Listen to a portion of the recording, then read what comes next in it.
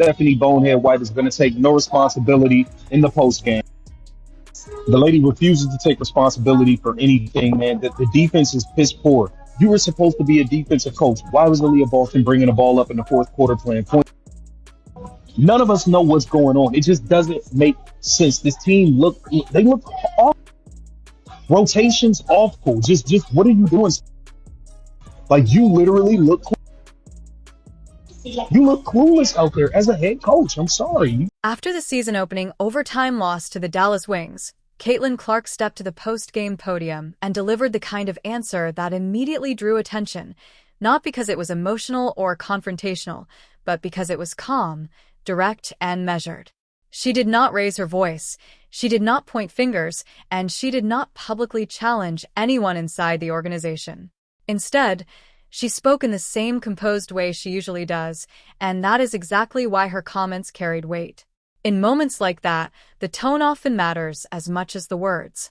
When a franchise centerpiece discusses how her body is feeling in a straightforward, matter-of-fact way, it naturally shifts the conversation beyond the final score and toward bigger questions about workload, recovery, and long-term management. That is where the discussion around the Indiana Fever intensified.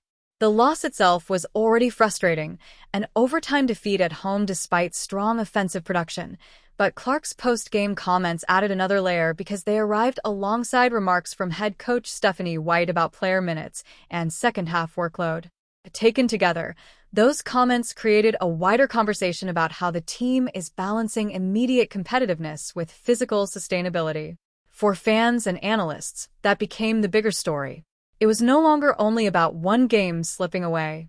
It became about how a roster built around elite offensive talent can create enough support, rotation stability, and bench reliability so that its stars are not forced to carry more physical demand than necessary over the course of a long season. That is also why the reaction online became so intense. In high-visibility situations, people often read beyond the headlines and look at the broader context: heavy minutes, visible discomfort, late-game fatigue, and public comments that invite bigger questions about direction and structure. None of that automatically defines a crisis, but it does explain why attention quickly moved from the scoreboard to the bigger picture. For the Fever, the central challenge now is making sure the system around Clark evolves quickly enough to match both the expectations on the team and the responsibility placed on its most important player. Back adjusted, it gets out of line pretty quickly, so just getting my back put back in place a little bit, but other than that, I feel great. Yeah, I feel good. Started off a little slow, I think. So does this explain the back brace, back pad, heating pad in the preseason? During the second half of the nationally televised overtime loss to the Dallas Wings, Caitlin Clark made 2 separate trips to the locker room, and that immediately became one of the most closely watched moments of the night.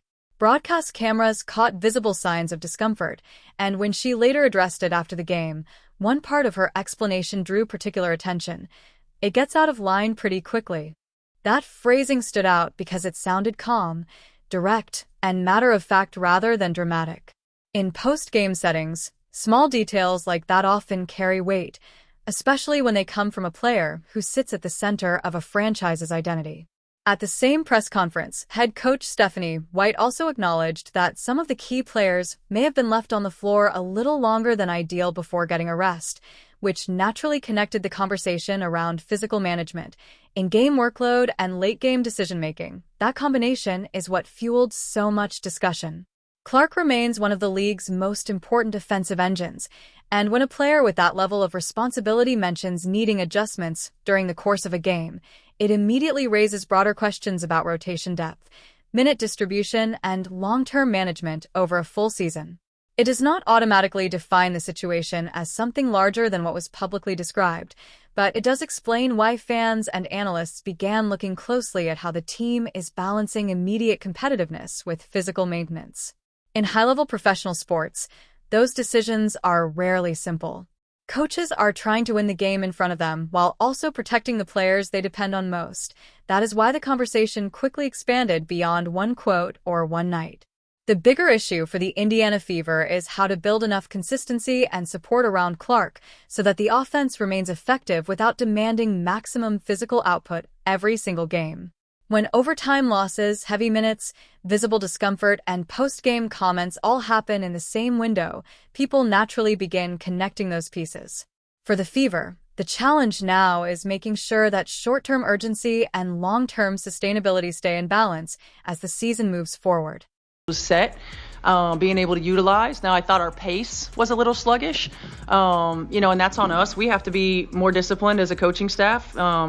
And sticking with our rotations, I felt like maybe we played Kelsey and Caitlin especially a little bit too long in the second half before getting them a blow as we're working back in. But we got some really good looks. I mean, I think that was exactly what we wanted to get. This lady is clueless, man. This lady. Stephanie White openly acknowledged after the game that she may have misjudged the workload on her key players, admitting that Caitlin Clark and Kelsey Mitchell were likely kept on the floor a bit too long in the second half before getting a proper rest, and that admission immediately added another layer to an already intense conversation.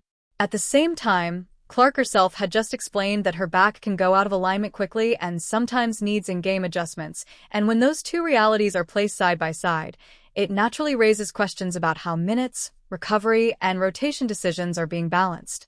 In high-level competition, managing star workloads is always a delicate equation, especially when those same players are also responsible for the majority of offensive production, as Clark, Mitchell, and Aaliyah Boston were in this case, with a combined 73 points. That level of output keeps a team competitive, but it also increases the physical demand on a small core group, which can become difficult to sustain over time without consistent support from the bench. The broader issue being discussed is less about one specific decision and more about the overall structure around the roster. When secondary units struggle to contribute offensively, it limits the flexibility coaches have to rest their stars without risking momentum or control of the game. That creates a challenging balance, reducing minutes to manage physical strain versus maintaining enough scoring and stability to stay competitive. It's a situation many teams face at different points in a season, particularly when rotations are still being refined and roles are still settling. In that context, lineup choices, substitutions, and player availability all become part of a larger puzzle that evolves game by game. What Clark's comments seem to reinforce, at least to many observers, is the importance of building that balance effectively. Not as a criticism directed at any one individual, but as a reminder of how interconnected everything is: player health, rotation depth, in-game decisions, and long-term performance.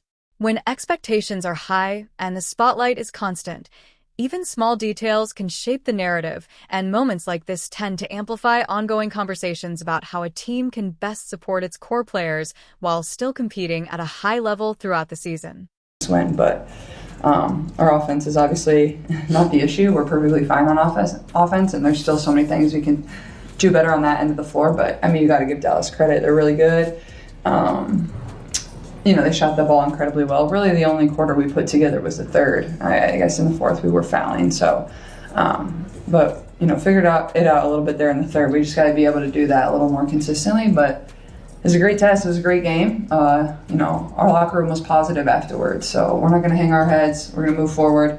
A lot to be proud of. And Caitlin Clark is not publicly blaming teammates, coaches, or anyone inside the organization. She is not turning frustration into drama, and she is not making emotional post-game headlines. Instead, she has projected something much more measured: ownership of her own body, awareness of what it takes to keep competing, and a willingness to speak plainly about what she is feeling physically. That is why her comments landed with so much force. When a franchise player speaks casually about needing adjustments and managing physical discomfort, people naturally begin reading beyond the surface.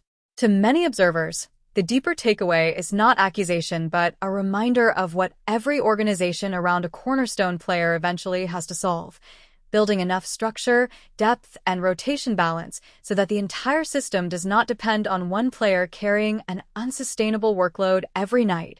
That is where the larger conversation around the Indiana Fever has intensified. Clark remains the engine of the offense, the central playmaker, and one of the defining faces of the league. But that reality also creates responsibility around her. When the bench struggles to produce, when heavy minutes pile up, and when close games become increasingly demanding, fans start asking whether the roster is built to absorb pressure when she sits. The concern is not only about one night or one overtime loss. It is about whether the team can create enough stability so that its best player can remain highly effective across a long season without carrying more than the system should reasonably require. That is why the reaction online became so immediate. Fans interpreted her comments through the broader context of workload, depth, and long-term management rather than through a single quote alone. In a season with elevated expectations, every detail gets magnified, and every comment becomes part of a larger conversation about how the organization plans to support its core. For many people watching, the underlying question is straightforward. Not whether Clark can handle pressure, she has already shown that, but whether the structure around her can evolve quickly enough to match the level of responsibility she carries every night. Into the rest of the season. We got to be more disciplined. It's the difference in their uncontested looks from three and our contested looks from three. Sometimes we were over-rotated when we didn't need to be. Sometimes we had coverage breakdowns, unnecessarily. We were hanging around, not going to the offensive boards, but not getting back in transition defense. We gave up a lot in transition. All correctable things. Fouling shooters, like fouling jump shooters. All detail-oriented things, and it's just an area that we got to continue to grow. We're not going to be able to outscore teams in this league. Everybody's too good. You got to defend at multiple positions. We're fouling shooters, we're fouling jump shooters. Fans rarely focus on nuanced explanations after a loss. They focus on results, and that is exactly why the reaction around the Indiana Fever has become so intense. After giving up 107 points at home to the Dallas Wings, frustration quickly shifted beyond the final score and toward the bigger questions surrounding the team's direction. When head coach Stephanie White acknowledged that the starters may have played heavy minutes and suggested the rotation still has room to develop, the response online was immediate. For many fans, those comments sounded less like clarity and more like confirmation that the team is still searching for answers at a moment when expectations are already elevated. That frustration grew even louder because the bench struggled to provide consistent production. The defense broke down in key moments, and the pressure of a winnable home game slipping away made every post-game quote feel far more significant than usual. At the same time, the spotlight naturally turned toward Caitlin Clark, not only because she remains the franchise centerpiece, but because she continues to produce at an extraordinary level. Clark recently became the fastest player in league history to reach 1,000 points, 250 rebounds, and 250 assists, a milestone that further underscores how central she is to the identity and future of the organization. That is why any visible signs of physical discomfort immediately become part of the conversation. When a player carrying that much responsibility appears to be managing physical strain this early in the season, fans inevitably start asking bigger questions about workload, rotation balance, and long-term management. Her toughness is widely respected, and her impact on the floor remains undeniable, but the larger concern is whether the team can build the kind of structure around her that reduces unnecessary pressure rather than increasing it. That is really where the conversation stands now. The issue is no longer just one overtime loss. It is about whether the roster is being managed efficiently, whether the bench can grow into a more dependable role, whether defensive consistency can stabilize under pressure, and how the organization responds when expectations rise this quickly. In high-visibility seasons, every game can shape the public narrative, and when losses come with visible questions about rotation, health, and late-game execution, scrutiny naturally intensifies. For the Fever, the challenge now is turning that scrutiny into adjustments before the pressure surrounding the team grows even heavier.